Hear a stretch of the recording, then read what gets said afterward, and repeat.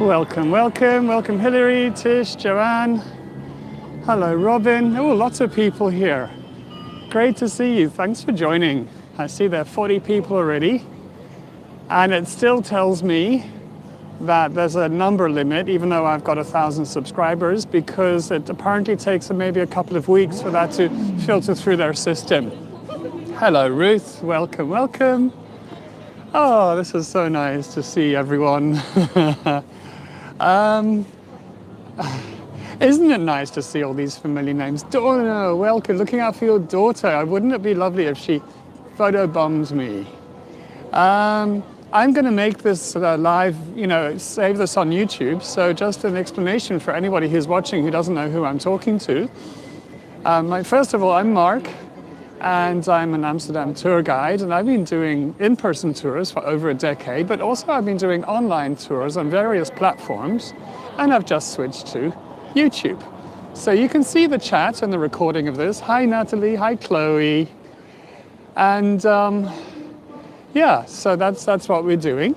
And I think actually in the description I put the name of the Facebook group, Mark and Lee's Splendid Amsterdam Adventures, where we all belong, and you can join if you wish.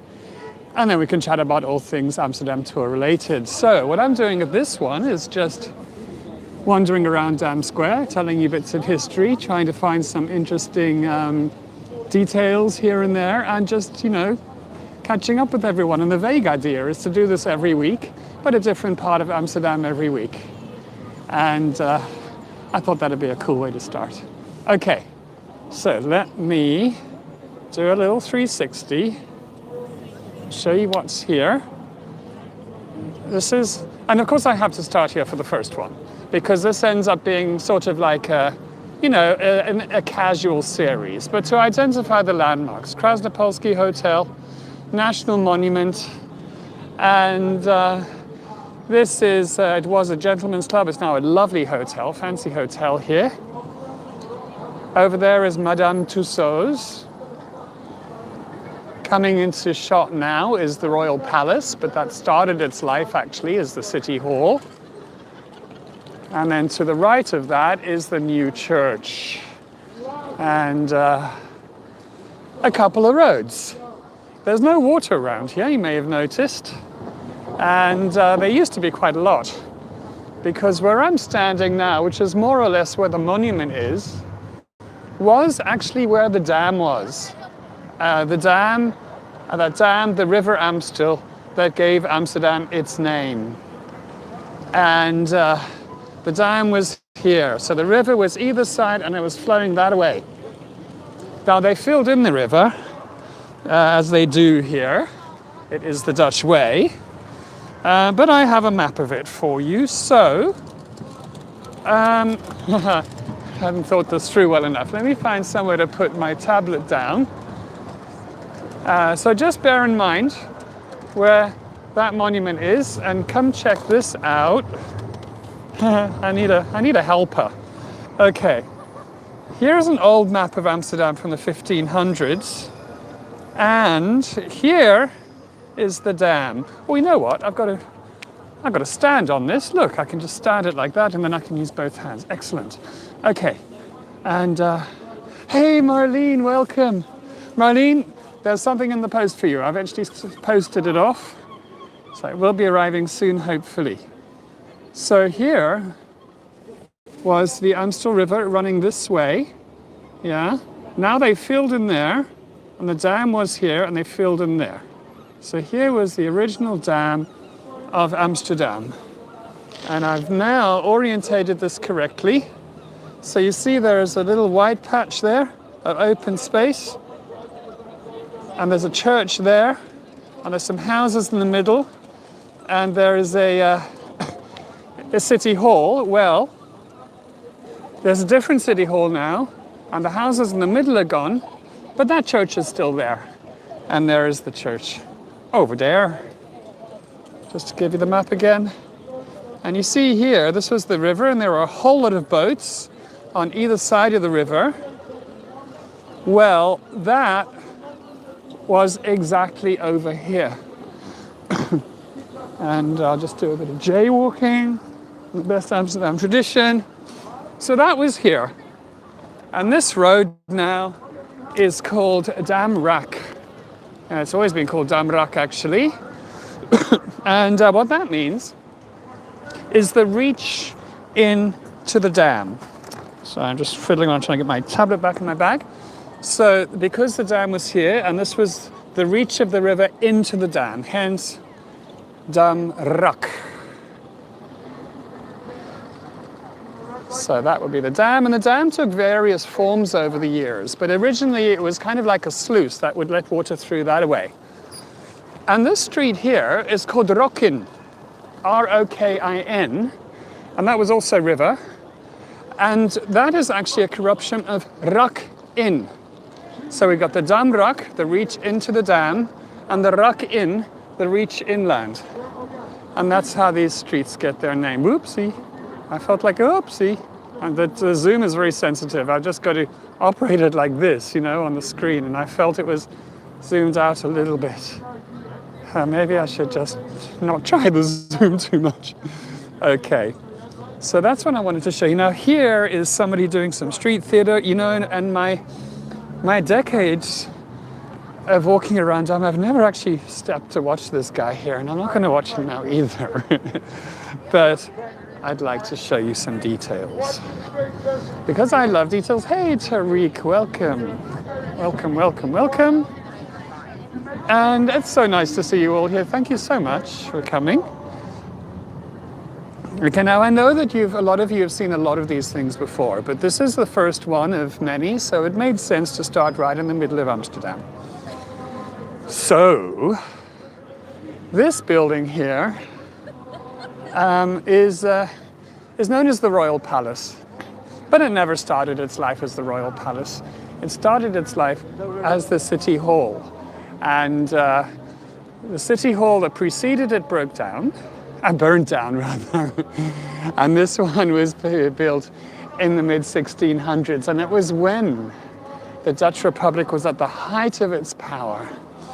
They were dominating global trade with the Dutch East India Company, and they wanted an exceptionally grand city hall. And let's just see if I can show you. Whoopsie. Still haven't quite got the hang of this zoom. Oh, there you go. I'm trying to like half zoom.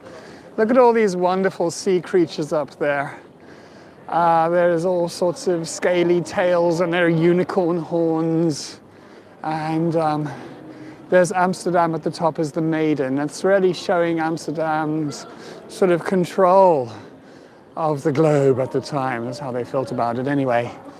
And this is Dutch classicism. So it's real classical architecture, you know, drawing on Greek and Roman forms. They're the Ionian capitals. Actually, they composite the Ionian capitals here. Also with the curls of the Ionian, but then with the agapanthic sleeves of the Corinthian ones. And what makes this really Dutch classicism is the simpleness of the windows, because in Italy they would have pediments and be much more complex. Now this was the city hall until Napoleon's brother came along, because Napoleon made him King of Holland. And he was really fussy about accommodation. And he thought, you know, where would it be worthy of me to, still struggling to get this thing to zoom out, to live? And then he thought, you know what? This town hall would make an absolutely charming palace. So he booted out the city council, and they relocated into what's now the Grand Hotel. And I actually posted a video just a couple of days ago of the A to Z of Amsterdam, A is for art. And that shows the city council offices as well as the lovely marriage chamber with its Art Nouveau murals. So that's where they moved to. And Louis moved in here. And he is the person who had a balcony built on the front. To be absolutely correct, it's not really this balcony, but there wasn't one before him. And let's just try and get some detail. This balcony has got the lion of the House of Orange in the detail. Let me try and zoom in for you. So this is where the royal family will stand and wave on high days and holidays. And most recently it was in 2013 when the king was inaugurated. But anyway, King Louis had a balcony built, and he said to his people he wanted to come out on the balcony and speak to his Dutch subjects. And he wanted to speak to them in Dutch, make a good impression. And his advisors went, oh, you know, don't do it, Louis. It's a treacherous language. And you know, most of them speak French anyway. And he's like, I'm the king. What is the point of being the king if you can't do what the hell you want? And they're like, oh gosh, all right, you know, you got a point. And they said, like, well, tell you what, why don't you just say one line in Dutch? And the rest, like, yada, yada, yada in French. And all he had to try and remember how to say is, Ik ben koning van Holland. And apparently he came out there with his very broad Corsican French accent, and he went something like, Ik ben konijn van Hollande, which means I am the bunny rabbit of Holland. And people were falling around like, ooh, ooh, ooh. And he's known as the Rabbit King in Dutch history because of the slip of the tongue. I have no idea whether that really happened or not. But who am I to doubt what hundreds of tour guides before me have always said? Now, lovely details. There are these absolutely marvelous street lamps here. Yay for the bunny rabbits, absolutely. So check out these babies. These are, check it out here, from 1844. And they're so lovely. Lions are always pretty much going to be a reference to the House of Orange. Look at these ones. They've got wings, and they've got serpent tails, or mermaid's tails, or mermen, I suppose. And there's, I feel like they just, oh, this one's good. this one, the bulb isn't working, but all the rest are. And but look at the lovely detail here, isn't it great?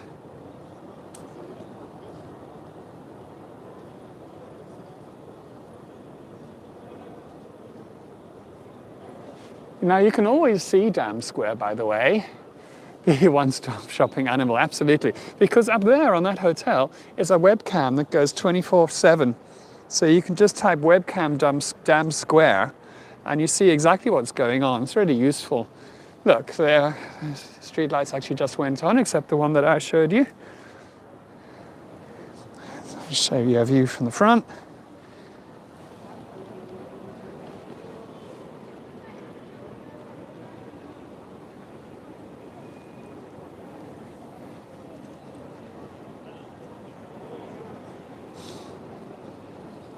How cool. I mean, can you imagine if you really got winged lions which could swim really well as well with their mermaid's tails?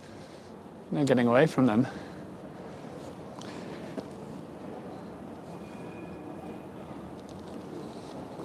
Okay, so now a few other things about this building. I'll show you a picture. They used to have executions on the front of it in the square. So executions were important, because they were meant to be a deterrent as well as amusing for the public and entertaining, not rather than amusing. So this building was built between 1648 and 1665. And look what they had on the front. They used to construct right over here a scaffold there, and that's where the public executions would take place. And this artist was basically standing exactly where I am. Now they say in some of the guidebooks you can see the holes where there's used to where they used to anchor that into the buildings, but I've had a look and I can't see them. But yeah, quite a thing, for their executions. They were pretty keen on gruesome executions here, must be said. And, oops. There was a bunch of Anabaptists. Okay, if you don't like gruesome stories, turn away now. There was the Anabaptists, yeah. And they at some point stormed the town hall and took possession of it. And they were also prone to running around naked, which really didn't fly in the 1500s. Like, just don't go there. And they were kind of harshly dealt with. The guys were quartered and had their beating hearts plucked from their chests and thrown in their faces, whilst the executioner shouted, "Eat thy treacherous heart!" And the women were sewn into Hessian sacks with cats inside and thrown into the water to drown whilst being scratched by panicking, drowning cats. Yeah, not much fun. Yeah, I know, crazy. We live in relatively peaceful times, it seems. So yeah, that all happened here. Let's have a look at the... I've got a kid screaming behind me. Oh, one more thing. Looking out over the square, there was actually also... I've got another picture for this, hang on. There was also a weighing house. So check it out here. Here is the palace again, or the city hall rather, and just behind me on the right is where there was this weighing house, because taxing and weighing goods was, essential here, because that's how they raised cash. So the weighing house was there. And there ain't no weighing house anymore. And the reason for that is that King Louis, Napoleon's brother, when he moved in, felt that the weighing house rather spoiled his view. So he had it broken down. Well, he did have a point. Okay. Now, I really love the palace. I love visiting it. It's open most of the time, except when it's being used for official state functions. The royals don't live here. And it's under 18s are free to go in, and it's not much to go in, I forget now. Between 10 and 15 euros now. And it's got the biggest collection of French Empire furniture outside of France that Louis had made by Dutch craftsmen. And that's what you're looking at and reading about. And then the audio guide tells you all about when it was a city hall. So it's really quite an interesting and rich experience. Now, obviously, being Dam Square, there are all sorts of paintings that have been made. And there's a painting here, check this one out. See if you can see what's missing. Besides the weighing house, of course. There's the weighing house on the right. There's the town hall. There's the church just over there. And what seems to be missing is this rather big church tower.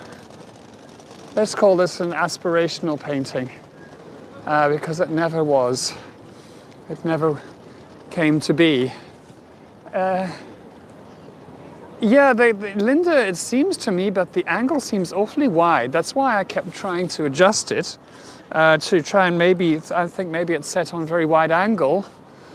And then every time I tried to just zoom it in just a little, this is all learning for us, it then seems to go in too much. So I'm not entirely, and now I can't get it to zoom out again. Oh, yay. Okay. Well, that looks a little bit better. There we go. I'm not going to touch it again. Yeah, no, it was certainly like fisheye. This looks like a better perspective. I like this one. And so, yeah, this is the new church. And no, and thank you for saying, it's all about communication, these things. This is the new church. It's built in the 1400s as opposed to the old church, which was built in the 1300s. And it also burned down, and had a terrible fire in the 1600s. So what you're looking at really is the 1600 restoration in Gothic style, which was out of fashion by then, but they thought, let's go for it. And that's what they did. So have a bit of a close look. It's not a church anymore. It's a museum and an exhibition center, and it's where the monarchs get married or they are inaugurated. And the last monarch to be inaugurated was King Willem-Alexander, and that was in 2013. Up at the top, now I'm scared to zoom in case I can't get this nice angle again. But up there is a sundial. And down here is a sundial. I mean, what are they thinking? And this place is not famous for its sun. Um, this sundial here, I noticed as a tour guide years ago, is that it seemed to be an hour and a half out. And then I had a fantastic explanation for this. And that was that, hey, well, we have an hour daylight saving now, and actually, we're in the middle of a time zone. So maybe it's just perfect. And that was my story, and I was very proud to have worked that out. And then I came back later in the day once, on a sunny day, and it was no longer an hour and a half out. So it wasn't actually consistently out. It varied a lot. So I was like, okay, well, that didn't stand up to much scrutiny. But anyway, for what it's worth, there are 2 sundials on the front of the church. And I noticed some funny little faces the other day, so let's go and check those out.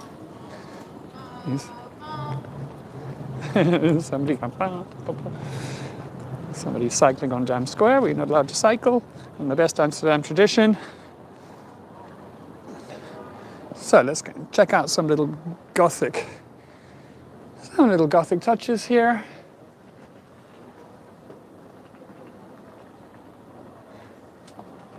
They're kind of cute.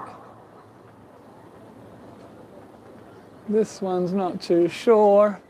This one's got bellyache by the look of it. Well, that's going to happen when you read all the stroke waffles, isn't it? And can't quite get to the other ones. Let's see if I can get. There's some this side. Yeah, that's easier. So, yeah, they're slightly different actually.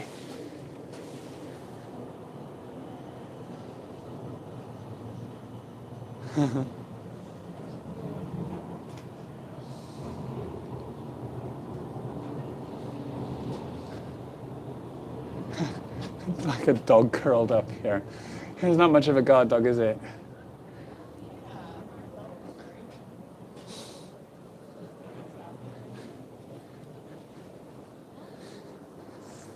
And here's how you spell it in Dutch. Nieuwe Kerk, Amsterdam, New Church, Amsterdam.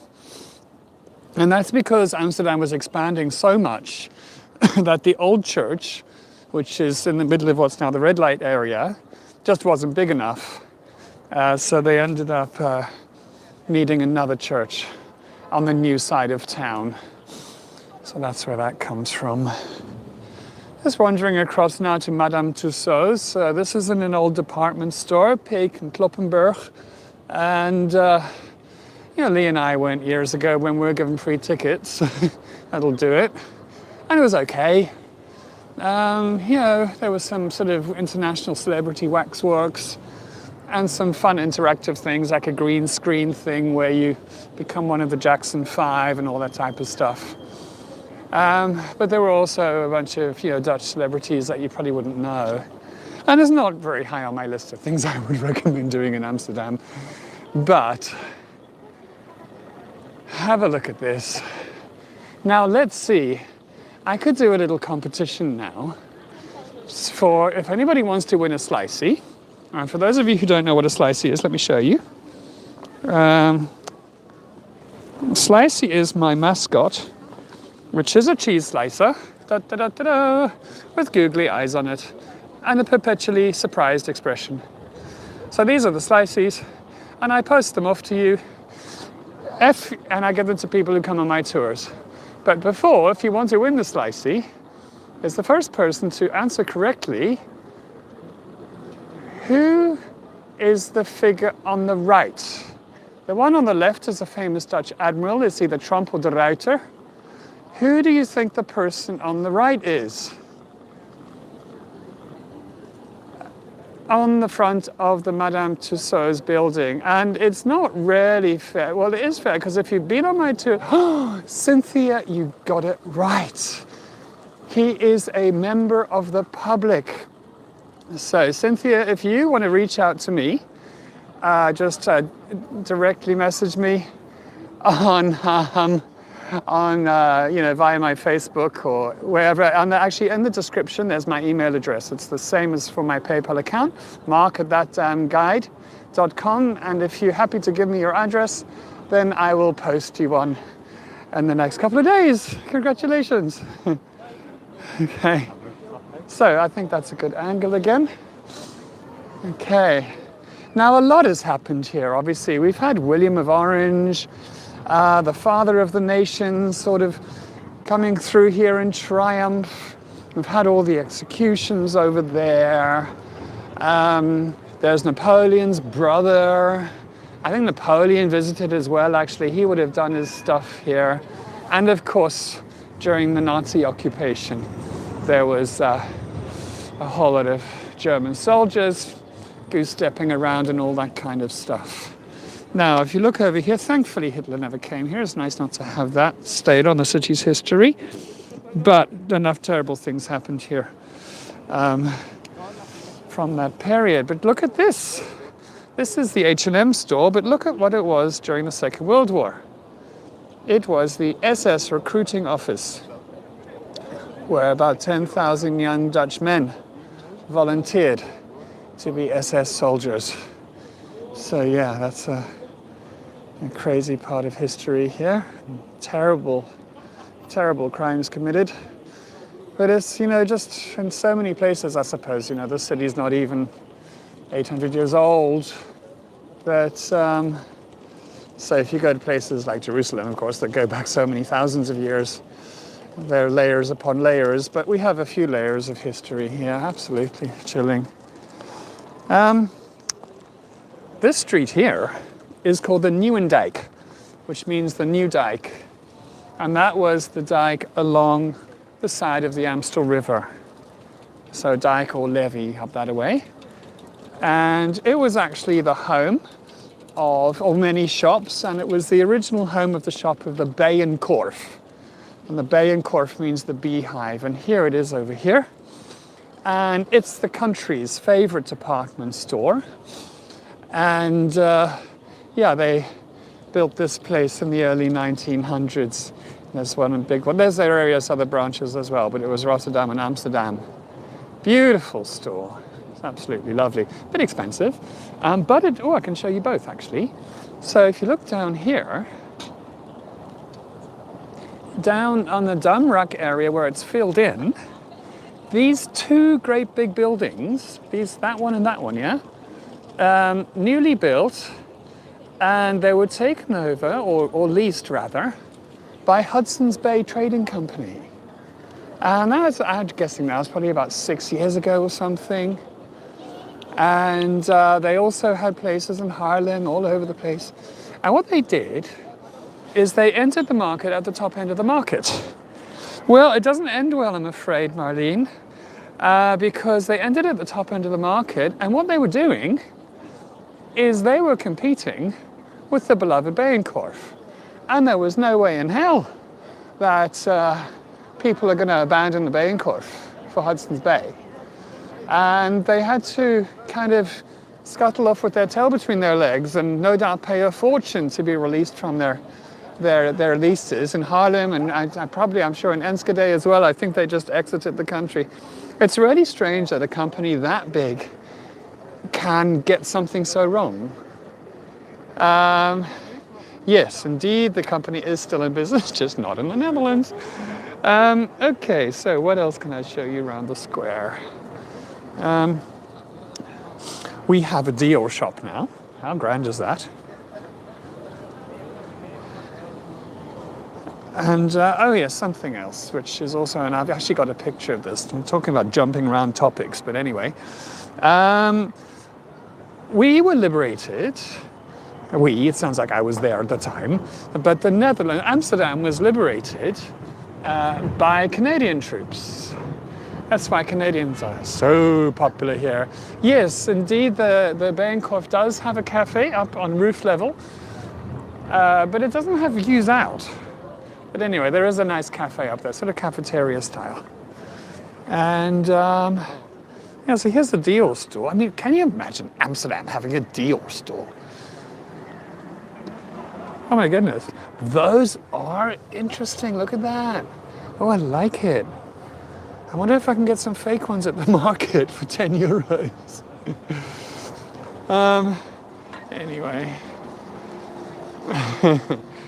And actually, these are quite interesting. Look at these interesting sort of kind of trouser cuff things. Yeah, I like it. It's like going off for like an evening safari.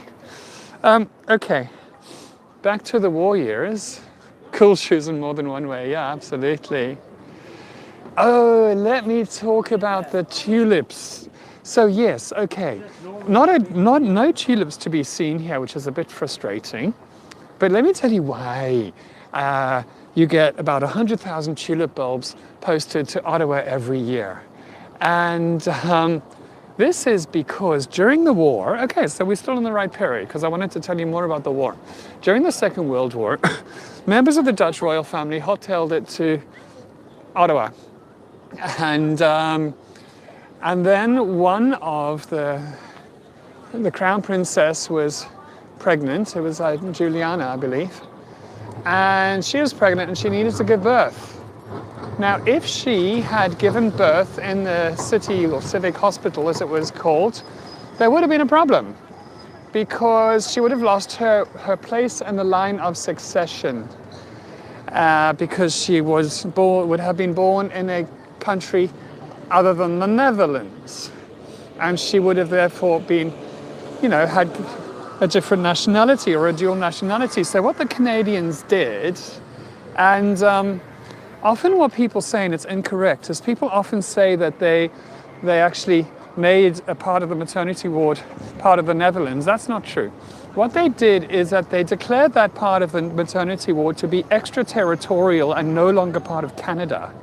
So Princess Margriet was born in international territory, therefore untainted by Canadian nationality, taking only her mother's Dutch nationality, the blood roots. And once she was born, the Canadians reconquered that part of the maternity ward and absorbed it back into Canada. And that's why they get a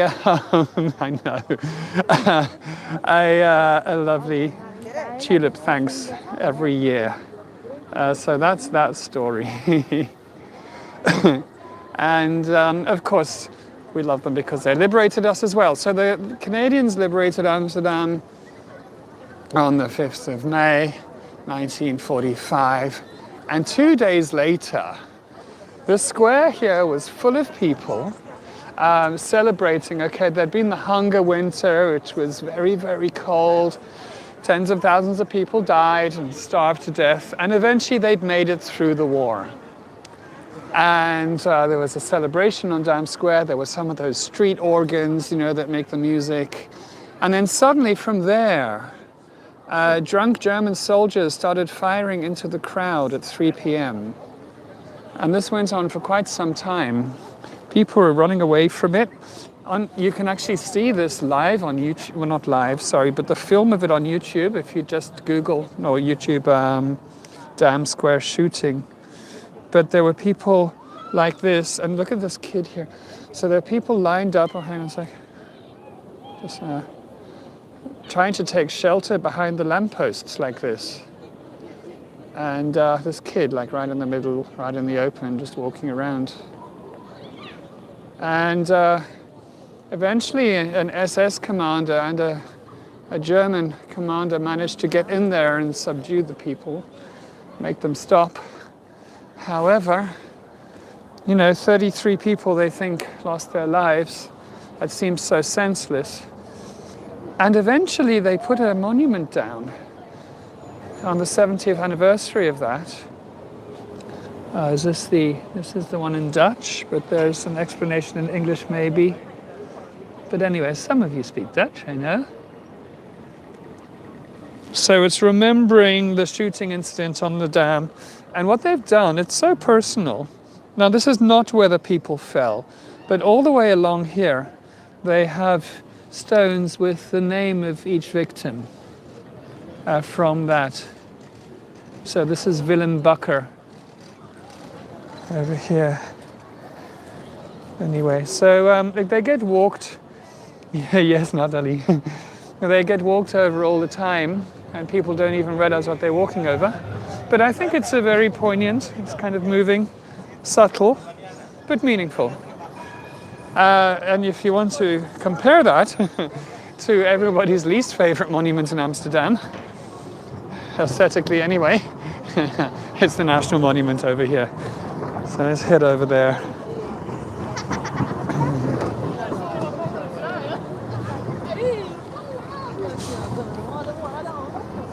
So let's see. Oopsie. Let's not run straight in front of a police car. You see, they're not bothered about people jaywalking, though. This is technically illegal to jaywalk, but there's a Dutch word, gedogen, and that means when something is kind of officially tolerated. It is gedogen. So as long as you don't try and cross over when there's a red light that says don't walk. I did that. Behind the station, there was a red light that said don't walk, and then there was a policeman there, and all these people were standing behind him, and there were no cars coming. So I thought, oh, forget it, this is stupid. So I just crossed the road right in front of him, and he told me off. And I said, oh, I thought you could use your discretion. He went, no. I was like, okay, sorry. Anyway. Excuse me. Here is the National Monument, and it's from the 50s, and it remembers those who lost their lives during the Second World War and now all wars thereafter. So what is it all about? So here is pain and suffering. And then on the left here, the male figure here is showing intellectual resistance. And the male figure on the right here is showing physical resistance. And the dogs are howling in pain, but showing loyalty. And up here, we have Amsterdam represented as the maiden, with the child showing hope and rebirth. So that is what it's officially about. I know I've told some of you this before, but what I did once, just as a tease, was I was standing here with a little tour group, and there was a tour guide who, I knew who she was, but she didn't know who I was yet. And so I could see she was listening to me. So I said to the group, it was a family group, I don't know, just 3 or 4 people. I went, well, this is the gay monument. And I could see her like looking at me quizzically. And I said, well, it's a great big obelisk-shaped symbol. And over here we have all these naked guys in bondage with great butts. And over here, actually, we have the M of YMCA. And the idea is that other people line up and provide the other letters, then you take a photograph of them. Years later, I actually met her, and I reminded her of that, and she just laughed about it. But there is a much more serious thing to this, obviously. What it stands for is very important. And then there is an annual ceremony. Let me actually go this side of the monument to show you a picture. Hi guys, hi. Hi. YouTube live. Yeah. Okay.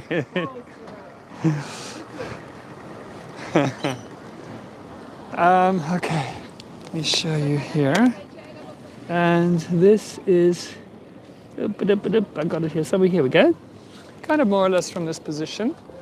You can see just there's the dog there. This is what it looks like on Remembrance Day. So the King and Queen will walk over directly from the palace, and many members of the public can come along and kind of join the crowd, and they lay wreaths, and there's 2 minutes of silence. So that is on the 4th of May every year. That's Remembrance Day. And then on the 5th of May we party, because that is the anniversary of the Canadian troops liberating us here. So that's called Liberation Day. And it really is a nice party, and if you're from Canada and you're in town, I strongly recommend you wear something with your flag on it, and you go out drinking, and you will come back home with as much money in your wallet as you started, because everybody will buy you drinks all day. And thank you. Okay. Oh, Natalie, 6th of May. Okay, so everyone's normally hungover on your birthday. Other things that have happened here, you know, the Dutch always liked a good riot. And in 1980, this was when Queen Juliana abdicated and her daughter Beatrix became queen. And there was a lot of anger at the time about lack of housing. There was a big squatters movement, and a huge amount of money was spent doing up the palace, and nobody even lived there. So the squatters movement had huge protests that turned very violent. And here is a photo taken from just behind me looking up this way, a bit further down Rokin, but you can see the building there. And then here is one of the photographs from the day of a protester throwing a rock at the police. So it was a huge big riot. And yeah, I think a lot of people, kind of the squatters movement, maybe even lost quite a lot of support because there was quite a lot of support for the monarchy then. Why did she abdicate? That's what they do here. The monarchs tend to abdicate to make a way for the younger generation. Except that Queen Beatrix stayed on a little longer so that her son, Willem-Alexander, could have just a bit more freedom, you know, and not have to be the monarch so early, because let's face it, I mean, all may be very nice and everything, being a billionaire, but I don't know, I really wouldn't want to be a monarch. Man, how awful, you know, you just have zero privacy, and people kind of watch what you do every time, all the moment. And yeah, okay, so over this side of the square, very restricted, Molly. So she's a princess again, you know, she didn't even get to stay being a queen. When they abdicate, they go back to prince or princess, and now her son, King Willem-Alexander, is king. So, over this side of the square, we actually have a souvenir shop, 100% Holland, that I actually recommend. You know, there's a lot of rubbish souvenirs in town, but the quality here is good. And the variety is quite good. And the t-shirts are pretty cool as well. So, I actually found a souvenir shop. She'll always be your queen. Yeah, okay.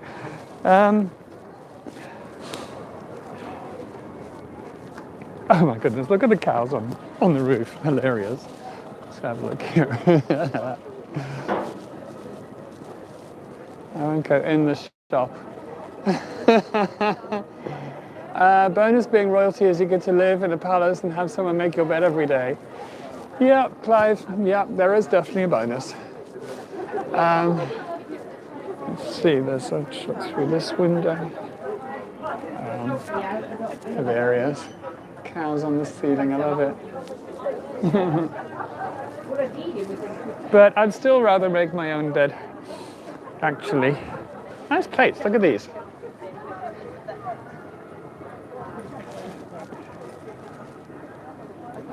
I thought it was a cool souvenir shop.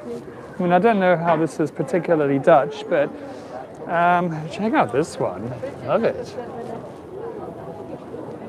Heel mooi, Donna. Heel mooi. Now, you know what I haven't done is I haven't planted a slicey anywhere because there are no planters anywhere.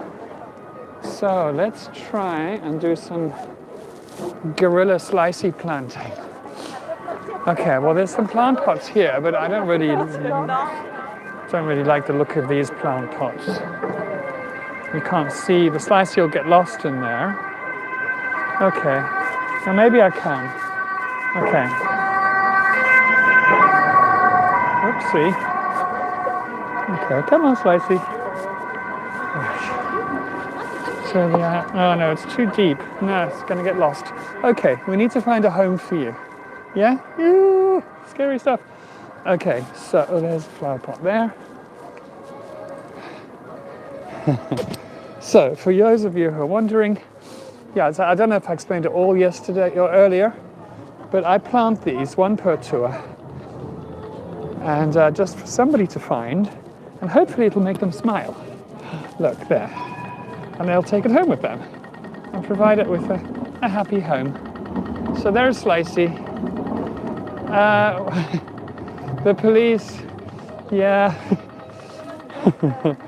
Okay, so you can actually see the eyes from quite a way. I like it.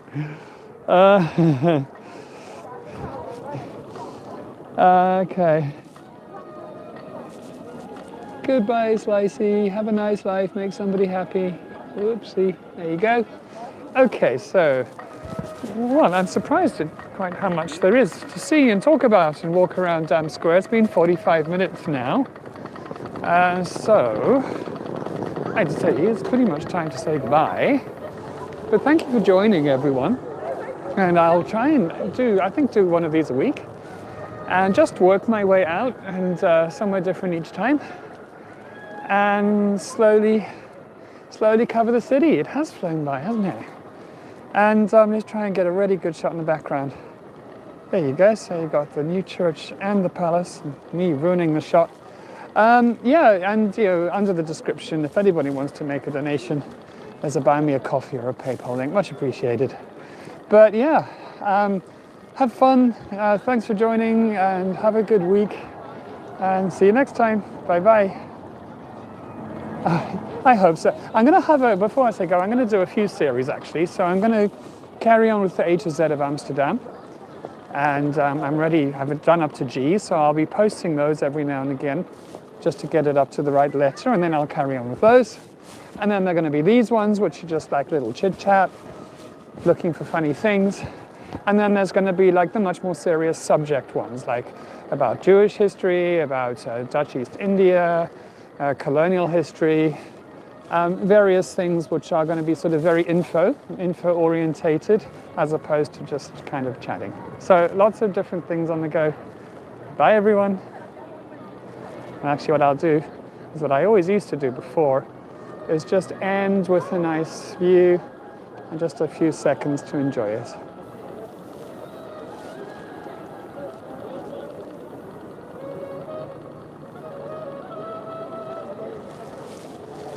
Let's go and listen to a bit of that music actually as well.